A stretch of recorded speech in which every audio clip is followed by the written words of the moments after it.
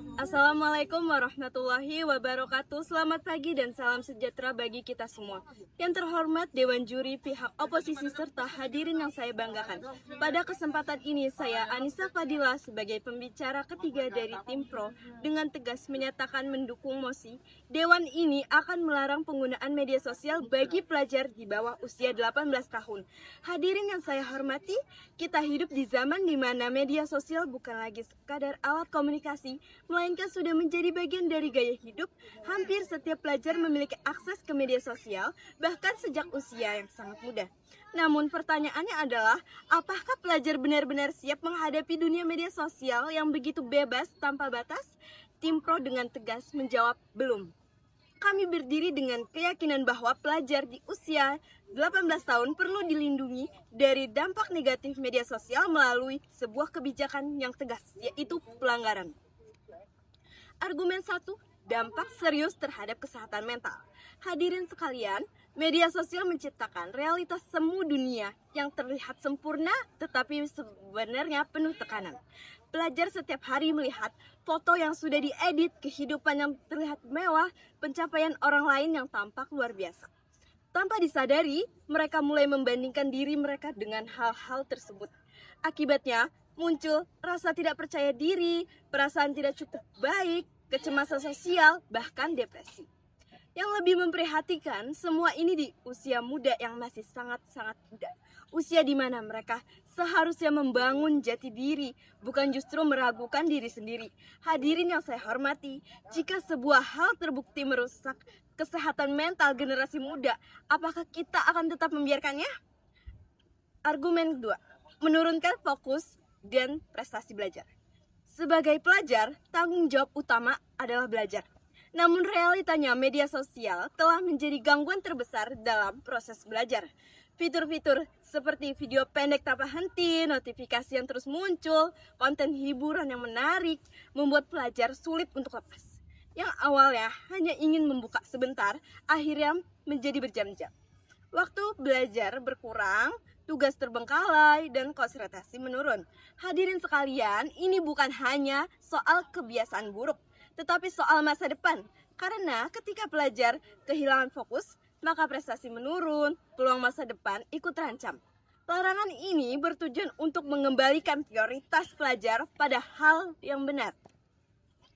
Argumen ketiga, paparan konten negatif yang berbahaya.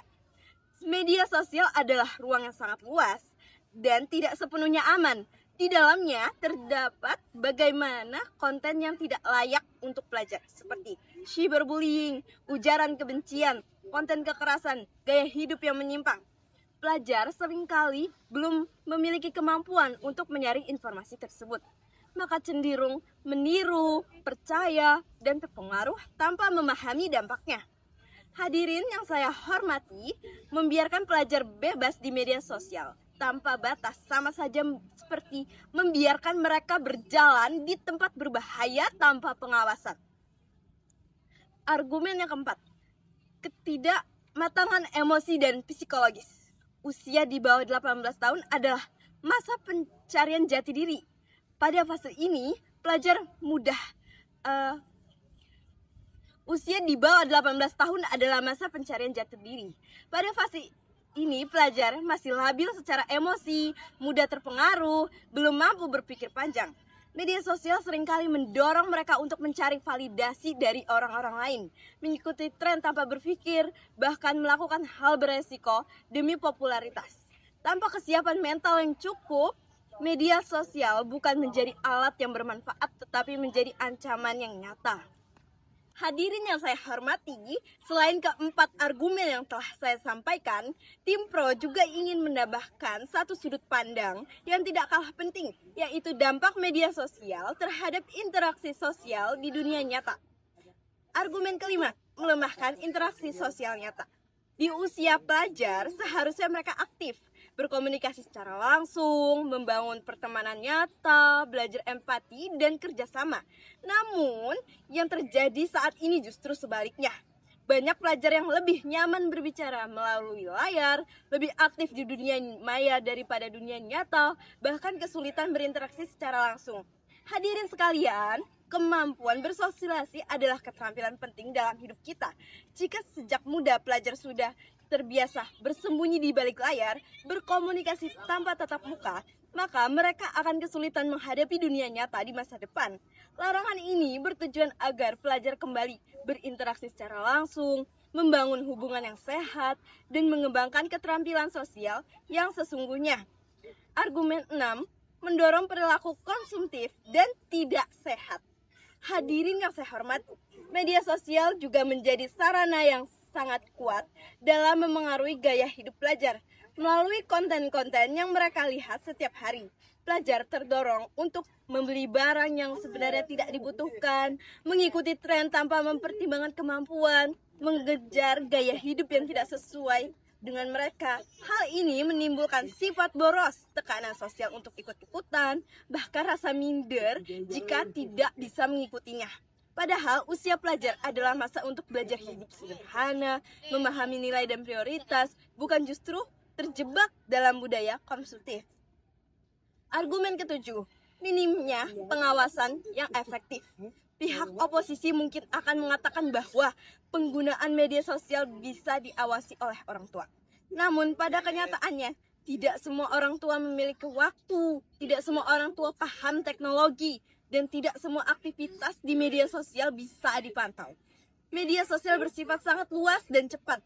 Konten bisa muncul kapan saja, dari mana saja, tanpa filter yang jelas. Artinya, pengawasan saja tidak cukup. Maka solusi yang lebih efektif adalah membatasi akses itu sendiri, terutama bagi pelajar yang belum siap. Hadirin sekalian, dari semua yang telah kami paparkan terlihat jelas bahwa dampak negatif media sosial tidak hanya menyentuh satu aspek, tetapi hampir seluruh aspek kehidupan pelajar, mental, akademik, sosial, hingga gaya hidup. Oleh karena itu, larangan ini bukanlah tindakan berlebihan, melainkan langkah yang logis dan diperlukan. Hadirin yang saya hormati, tidak semua yang bisa diakses itu baik, tidak semua yang populer itu benar, dan tidak semua yang menyenangkan saat ini akan membawa kebaikan di masa depan. Oleh karena itu, kami dari tim Pro dengan penuh keyakinan menyatakan setuju untuk melarang penggunaan media sosial bagi pelajar di bawah usia 18 tahun. Terima kasih atas perhatian Anda. Wassalamualaikum warahmatullahi wabarakatuh.